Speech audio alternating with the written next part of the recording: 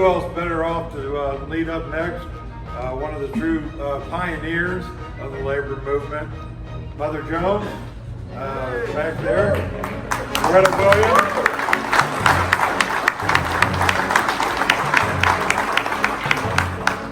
You got to be able to fire this up. Dynamite box, not for this crew. Probably doesn't need the mic, but we'll see. Oh, I'll stand up here by the microphone anyway. I'm Mother Jones, if you didn't know me. I'm that wicked old woman that you've heard so much about.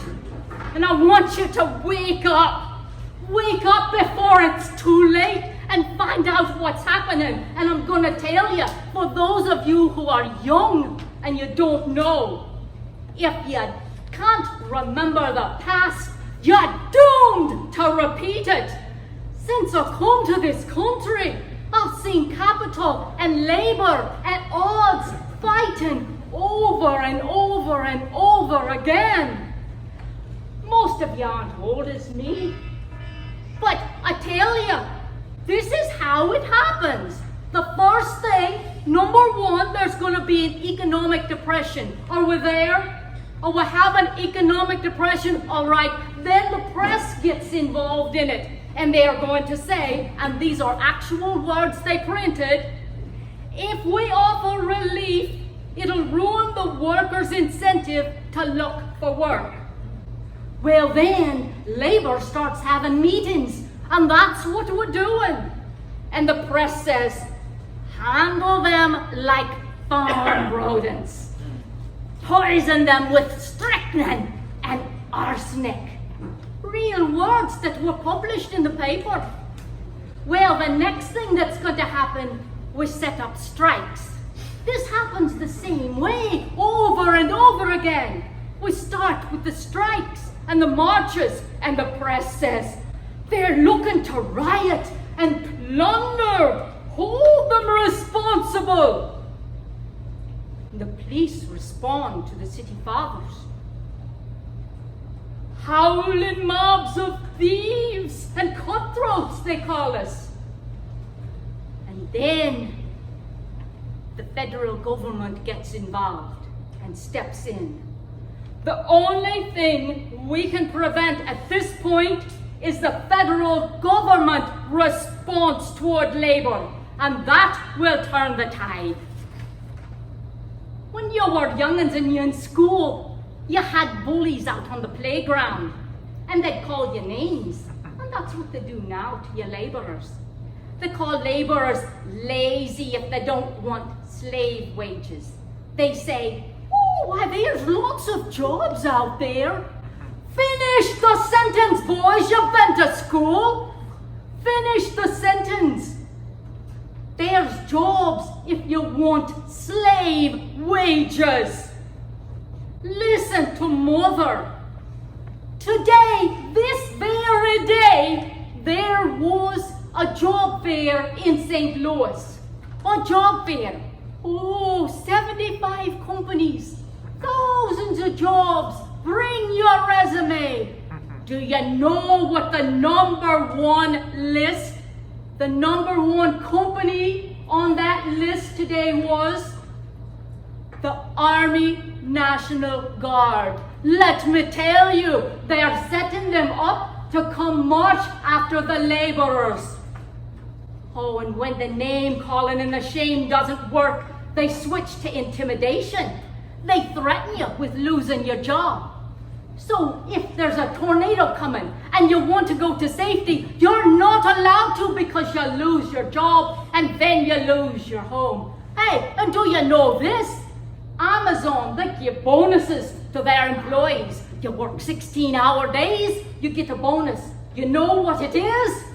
It's an Amazon gift card. How can you pay your rent with an Amazon gift card? That's no more than script that the miners receive. You can't pay the rent with a gift card. You don't need a gift card, you need a union card!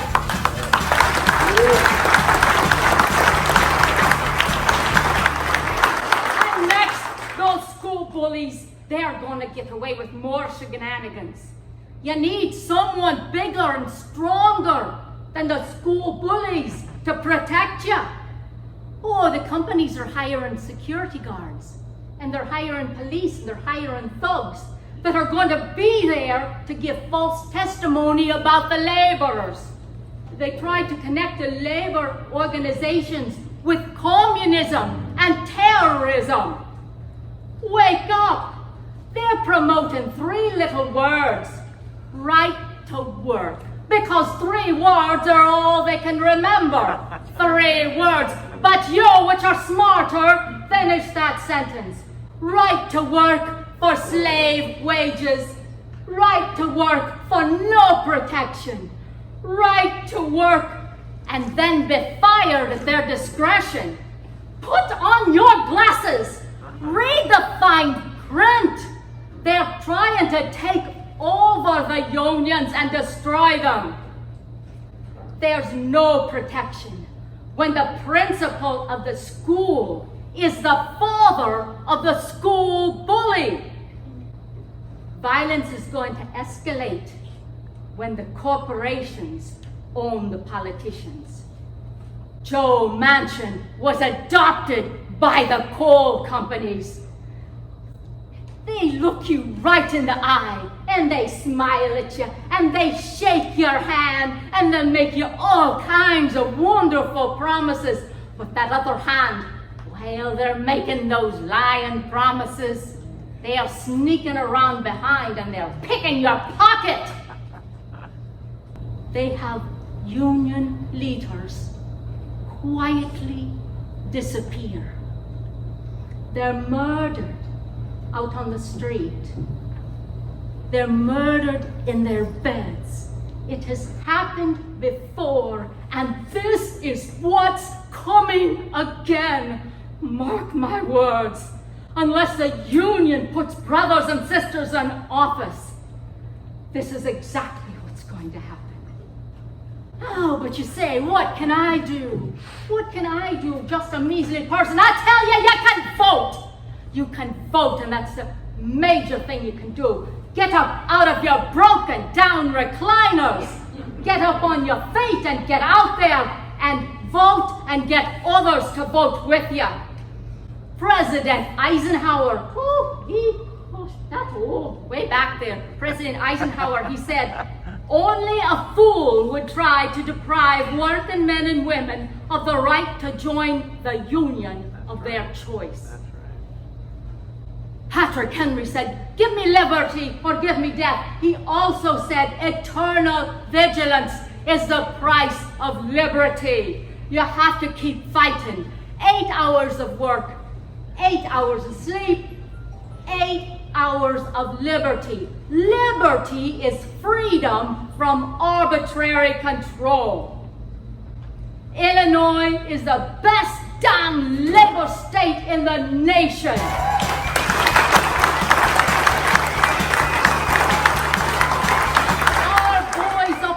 And were gunned down. They gave their lives for the 8-hour workday. I fought until there wasn't an ounce of breath left in these old bones. And it was my desire to be buried under that same sod with those brave boys who gave their lives for the Union in Illinois. I want to know, are you brave? Are you? Yeah. Do you have courage? Yeah. Yeah. Do you want fair wages? Yeah. Equality? Yeah. Justice? Yeah. Then rise up and show the world what the workers can do.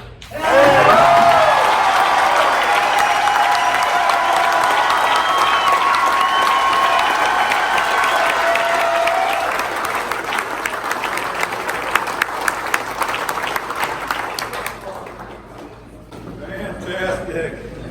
Wow. If that don't pump you up, folks, I don't know what would. But,